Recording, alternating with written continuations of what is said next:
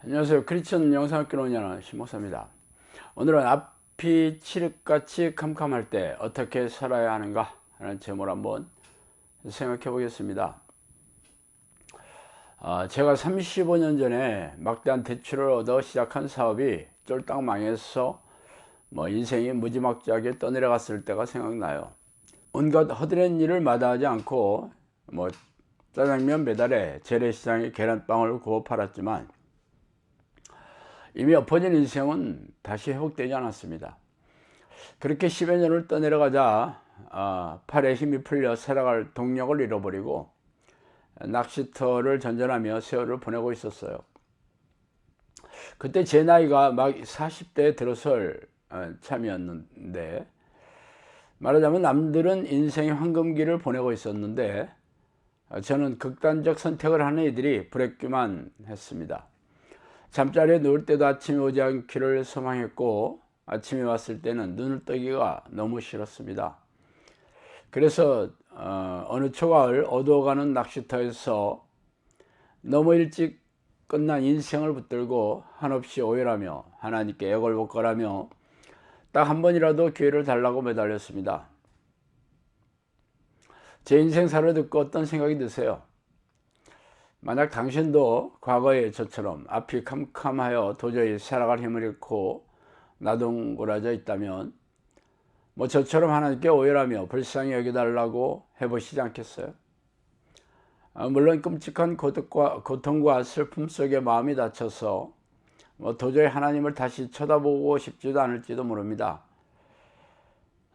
교회에서 교회 모시하게 되도록 들어왔던 희망 고문에 진저리 치고 싶을지도 모르죠. 그렇다면 아직도 당신은 절망의 맨 밑바닥에 가라앉지 않았기 때문이에요. 저도 그런 때가 있었어요. 인생이 곤두박질 쳐서 지금이 맨 밑바닥이라는 절망감에 사로잡힐 때가 있었습니다. 그러나 지나가 보니 그때가 밑바닥이 아니라 절반쯤 떠내려갔을 때였어요. 그렇다면 당신의 인생이 가장 밑바닥에 있을 때가 언제일 것 같습니까? 그때는 당신이 생각하기 나름이에요. 무저갱이라는 말이 있죠. 성경에도 나오는 지옥을 언급하는 단어인데 원래의 뜻은 바닥이 없는 그런 구렁텅이라는 뜻입니다. 말하자면 끝없이 떨어지는 곳이에요. 그렇다면 당신의 인생의 바닥은 어디입니까? 그것은 떨어지는 것이 멈춘 곳이죠. 그렇다면 언제 그 인생이 무지막지하게 떠내려가는 것을 멈추게 되는지 알고 싶지 않으세요? 그것은 과거의 저처럼 하나님께 애걸복걸하며 불쌍히 여겨달라고 오열하는 때입니다. 그러나 얼굴을 굳게 하고 마음을 닫아 걸은 채로 어두운 방에서 나오지 않는다면 수많은 인생의 선배들이 그랬듯이 당신도 캄캄한 어둠 속에 살다가 이 땅을 떠나가게 될 것입니다. 그렇다면 당신의 인생이 칠흑같이 어두워져서 도저히 앞이 보이지 않게 되었습니까? 그 이유는 하나님께서 당신이 자신의 백성이라고 생각하지 않기 때문이에요. 그동안 평생 교회 바닥을 밟으며 수많은 예배의식을 참석하여 두툼한 집회를 아낌없이 드리고 희생적인 교회 봉사로 인생을 갈아 넣었더라도 말이죠. 하나님은 겉으로 드러나는 종교행위가 아니라 마음의 자세를 보시는 분이며 마음이 믿음의 행위로 드러나는 것을 불꽃 같은 눈동자로 지켜보시기 때문입니다. 하나님은 성경에 콕 집어서 말씀하신 대로 하나님의 뜻에 순종하는 사람들을 자신의 백성이라고 생각하고 계시죠. 그러나 대부분의 교인들은 하나님의 뜻에 순종하는 것은 자신이 할 수 있는 것과 하고 싶은 것만을 취사 선택해서 행하고 있죠.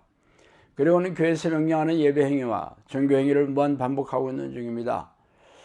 어쨌든 하나님은 성경에서 밝힌 대로 하나님의 뜻에 불순종하는 사람은 죄인이라고 여기며 악한 영이 지배하는 어둠에 내버려 두어 생명과 영혼이 도륙당해 불행의 떡과 고통의 물을 마시다가 지옥의 불구덩이에 던져지게 허락하셨습니다. 그래서 당신의 인생이 지옥같이 살고 있는 이유죠. 그렇다면 당신이 끝모를 나락의 인생을 멈추고 싶다면 그동안 교회에서 시행하는 종교행위가 아니라 성경에서 명령한 그 하나님의 뜻대로 살 것을 결심해야 합니다. 즉 하나님의 뜻에 절대 순종하며 살 것을 결단해야 한다는 것이죠. 그러나 성경을 보세요. 하나님의 뜻이라고 말씀하신 수많은 명령들로 도배하고 있잖아요. 그래서 사람이 어떻게 그렇게 살고 있냐면서 도저히 감당할 수 없다는 생각이 들 것입니다. 그건 저도 알아요. 그러므로 하나님의 뜻에 순종하면서 사는 것은 당신의 능력과 의지로 되는 게 아니라 하나님을 만나 그분의 능력을 힘입어 살아야 하는 것입니다. 그러나 내가 거기서 내 하나님 여호와를 찾게 되리니 만일 마음을 다하고 뜻을 다하여 그를 찾으면 만나리라. 신명기 4장 29절이죠. 들어가 그들이 요한은 다락방으로 올라가니 베드로와 요한, 야고보, 안드레와 빌립, 도마와 바들로메, 마태와 및 알페의 아들 야고보, 셀로신 시몬, 야고보의 아들 유다가 다 거기 있어 여자들과 예수의 어머니 마리아와 예수의 아우들과 더불어 마음을 같이하여 오로지 기도에 힘쓰더라. 사도행전 1장 13, 14절이 말씀이죠.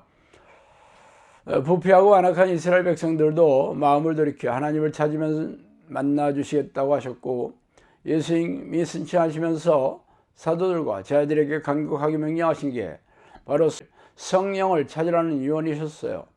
그리고 성령께서 여러분에게 들어오셔서 다스리고 통치하시게 되면 하나님의 나라인 천국이 이루어지는 삶을 누리게 됩니다.